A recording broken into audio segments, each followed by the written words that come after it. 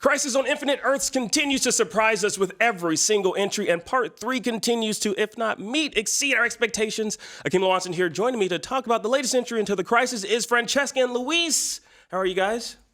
Good. I'm doing really well. Now, spoilers abound, guys, so if you haven't seen it already, you've been warned. First off, we lost Barry, but we already knew that we were going to lose a Barry, but it's which Barry? What do you guys think of the reveal of the Barry that we lost, which wasn't the one from The Flash that we know from our generation, but the Flash from the 1990s show played by John Wesley Shipp? What do you guys think?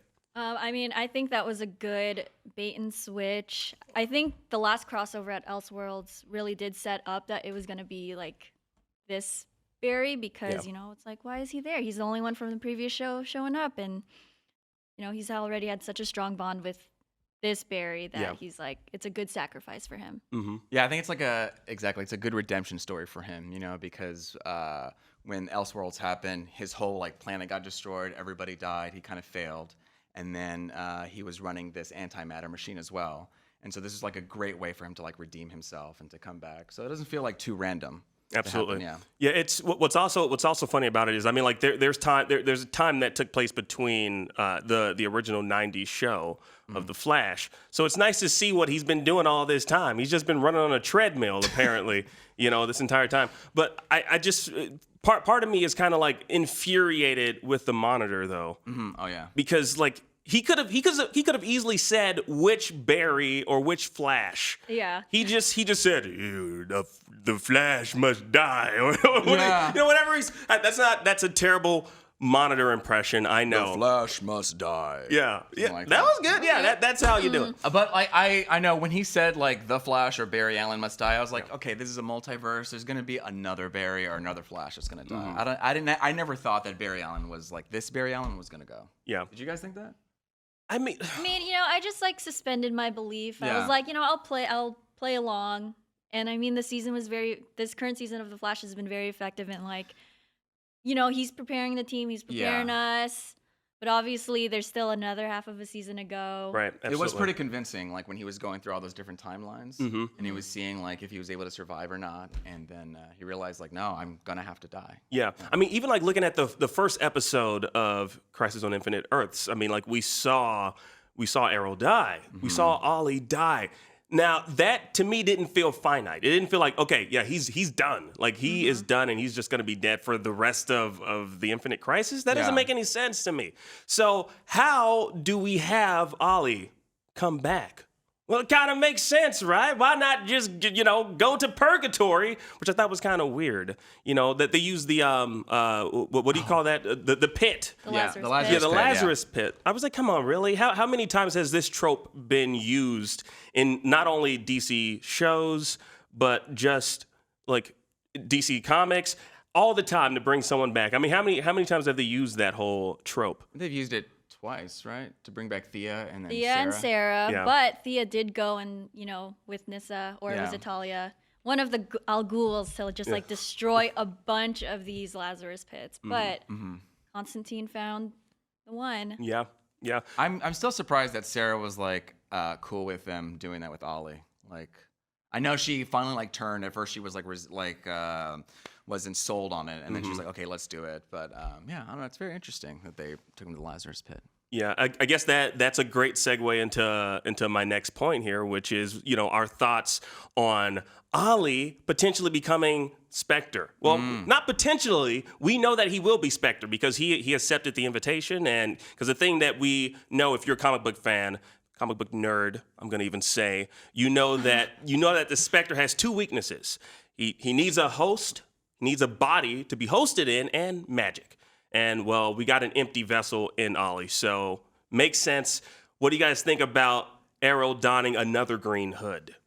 I think it's very on brand Yeah. for Oliver Queen. Yeah, exactly. Yes, totally. You got to stay in Definitely the on brand. green hood. But also I think just pulling from the original Crisis on Infinite Earths comic itself, Spectre is the connecting tissue for the teams, especially there are these whole things about heroes fighting and villains fighting, but the Spectre brings them both together to fight against the Anti-Monitor. And since Ollie's death already has bonded the team so much that him coming back together is this super like actually now supernatural powered being to just kind of like rally the troops together, especially with how the episode ended. I think it's going to be a nice like surprise and like a good way to keep incorporating things from the comic, but in a very like interesting way, since we haven't had this like huge wealth of characters like that we've seen in the comic books. Absolutely, yeah. I'm really excited because like the thing with Spectre, if you've read about him, like he is, in video game terms, he's an OP. He is way too powerful. He's God-like. Yeah. And to give Ollie that type of power, I mean, he's a good guy still, but I'm just like, all right, well, that's all we need. He's like, you have this, we have a Hulk. He's their Hulk for their end game, which is currently happening. Yeah, totally. I think it's well deserved. I mean, Oliver has worked really hard. He hasn't had any superpowers, and he's gone and defeated all the odds. And I think this is such a great transition for him to don another green hood. Yeah. And it's crazy how perfect it is that the multiverse lines up for him to don another green hood and for him to take on this character. Yeah, So, I'm super excited for this. One thing that made me not as excited was when they were vanished to the vanishing point. At the end of this particular episode, they were vanished to the vanishing point. Yeah. And then we see all the Earths were just like Earth 1 was destroyed. Earth 1 is gone. We're out of Earths, man. Like I don't. They were like, we have 7 Earths. We have 3. There's only 1 left. And There's I'm only like, one. Oh, it's about to get destroyed. Oh man. Okay, Yeah. Monitor, you got to do something. Here we go. Ugh. He did whatever that weird thing that he did with his powers, sending them to the vanishing point. Yeah. And then we see Brendan Roth's Superman. He has beams coming out of his chest. I'm like, is he about to explode? What's going on? Is that how Kryptonians die? And then he just turns into Lex Luthor. Yeah. Ugh. But I know how I felt about that. I'm curious to know what you guys felt about that. Without that moment. I was taken aback completely. Yeah. I was like, wait, what's happening? What's going on? And then I was just completely shocked, and I didn't know what to think. Yeah. I was like a shocked Pikachu. I was like, Yeah. oh no. That's Home Alone. But yeah, I mean, this Lex has just been kind of like a little weasel, just like kind of like getting around, like Totally. just totally like taking advantage of this whole situation. And I mean, he's a super smart dude, whether we like to admit it or not. And he has just like found every single way to just kind of like Right, he's super conniving. get what he wants. Yeah. But of course, it's all because of, as Drake would say, God's plan. And I think God, in this instance, is the Monitor. I think the Monitor is the God, because he's orchestrating everything that's happening. Yeah. He knows he was there looking at Lex stealing the Book of Destiny. Yeah. He's like, he's got the Book of Destiny. See, this is why my mom always told me never trust a man with 3 cornrows. All right? Never trust a man with 3 cornrows in his head. There's a reason for that. Or if it's crooked. It's sometimes a little off, like, just a little. Because that speaks to your personality. Internally, he is crooked. I think he just got out of bed, He was Yes. like, time to go, And but he could have fixed it with his powers, Totally. Anyway.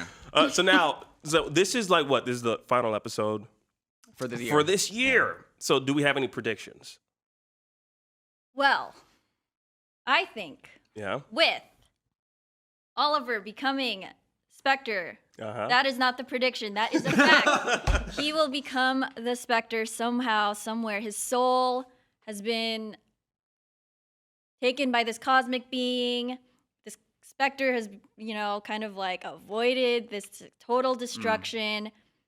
Wait, because the universe still lives, but all the Earths are dead. So Spectre is still out there in the universe. He reappears in the Vanishing Point, and using his like goodwill ambassador powers and abilities, he convinces all of the heroes to team up and believe Lex Luthor, fulfilling his comic book duties. Yeah.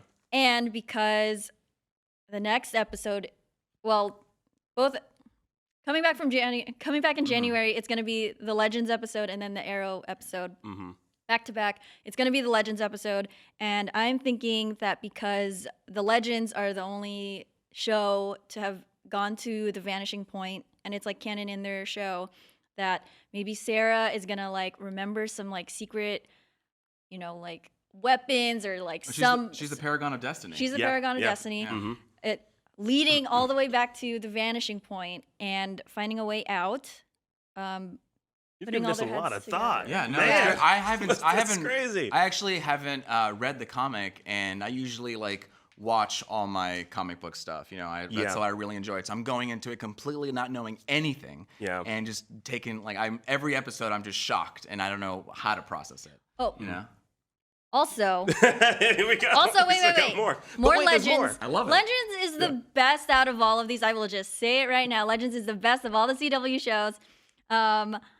But I think Bebo is gonna show up. Oh my God. Bebo's gonna show up, and That would he's be gonna amazing. save the universe. Well, I mean, hey, look, that's called a mic drop or a card drop right there. I also think I like that, Francesca. That was dope. Not only what you just said, but that Thank you. maneuver. I felt it. The baby. I'm telling you, that the baby. baby, yeah. Clark and Lois's baby. I think The one that Mick is currently taking care of. Yes. Yeah. I think the baby is definitely gonna have something to do with this. If based upon the comics, we all know Alexander Luthor Jr. That's Lex Luthor and Lois Lane Luthor's baby. They sent that baby to Earth 1, which is now destroyed in this universe. He aged rapidly, and he helped out with the Crisis on Infinite Earths. I think this might just be a placeholder. Their baby might be a placeholder for that. Since that Lex has never done anything with Lois.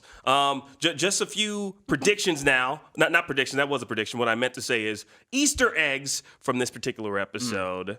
Of course, if you guys are Supernatural fans, we saw a peek of Purgatory, which looks exactly like Purgatory in Supernatural. It looks exactly like it. It's like kind of saturated. It looks just like it. Also, the guy that plays Kevin Tran also plays Dr. Troy. He plays Dr. Troy, which is awesome. Again, this is for my CW Supernatural fans out there. You guys saw some Easter eggs. We all saw Easter eggs. Yeah, I love Easter eggs. I go Easter we had egg. Black Lightning come in at the Yeah. last second. Cameo. And I know before when he was brought into the CW, they were like, he's not going to be part of the Arrowverse. We're not going to incorporate him. He wasn't in the last crossover. And then him showing up, they had it set up in the last Black Lightning episode where he was taken away by the Monitor and brought to save the day. And Lucifer, which Lucifer. it's Morning Star. Yeah, and I Lucifer try to Morningstar. watch everything so I can go in knowing everybody's personality and character. So when I saw Lucifer, I was like, oh, I haven't seen this show. I know. But that's I know like- nothing, I know. but that's okay. But that's not actually I know. But it is a Constantine thing. I remember just going on Twitter and people were like, Constantine's in this crossover. What? I miss his NBC show. First off, second off, just watch Legends of Tomorrow. He's on that he show. was on the show for a whole Yeah, He's season. he's part of the cast. I But love it, anyway, just him being there and just Yeah. being like Yeah. Lucifer and just It was crazy. that's some good cross. It's some good TV. That takes the crossover to another level. Crossover. Yes. You know what I mean? And of course, the Birds of Prey in the beginning, Oh my God. New Yeah. Gotham. Like, I'm telling you right now, DC, you guys do TV right. Do you know that? You do Yeah. now if you're watching this video. They do TV right. Am I right? Oh yeah, I mean You're they right. incorporated Yes. all of these properties, It's and it's Freaking crazy, amazing. yeah. And so we'll definitely be looking forward to seeing what you guys have in store for us as fans next year. It's gonna be freaking awesome. I have a question for you Yeah. real quick. I know we're out of time, but Okay. how many worlds do you think they're going to bring back? Some more worlds? Is it just going to be Earth 1 or is it going to be multiple worlds? I think they've killed off all the worlds. It's just gonna be one world. That's what I'm I thinking. think if anything, they think they'll still follow that from the comic book. Yeah. Okay. Spoilers if you haven't read No, it's- you haven't read it. No, it's Yeah. But I think they had all of these cameos from all of these other shows from the past, and they just effectively just they killed know. off everyone. So I Yeah. think they're just they closed the book on every single other series It's in gonna this way. It was cool to see everyone, but if you kind of think about it, they just murdered everyone. Yeah. So Totally, 100%. They're gonna done be- with those shows. It's going to be traumatic for if you're coming back for Supergirl, how that's going to just dictate the entire season is everybody moving to a new Earth and how they're going to Yeah. handle that and Black Lightning and his future. And I don't know. I mean, honestly, I'm happy that there's only gonna be one Earth. It makes it simpler. Yeah, it's too complicated right now, this is the big hurrah, you know what I mean? Not like the final hurrah, but this is all right, we're tossing everything at the wall, all of our DC properties. If you guys remember in the first episode, we saw a Titan, we saw Robin, Yes. so it's they were just tossing everything at the wall because they want all their We properties. saw the Tim Burton. Yeah, it was the this was a celebration of DC properties. Yeah. So it's I don't know. Like, I mean, they even brought like Kevin Conroy, man, a Kevin guy Conroy, who we've wow. never seen him before. And they weren't even supposed to bring Batman into the Arrowverse. Remember, like Oliver Queen was supposed to be the Batman character. Yes. And then now, after all these years, we finally that were able to iconic bring voice, the one that everybody agrees is truly Batman. Yeah, we are curious to know what your thoughts are on Crisis on Infinite Earths. Not just this episode, but the previous 2 episodes, as well as what's in store for next year. Thank you guys for watching, and as always, keep it locked right here at IGN. You think John Diggle's going to be Green Lantern? I think John Diggle's going to be Green Lantern. Yeah? Yeah. And that's where the iris comes in. Yeah.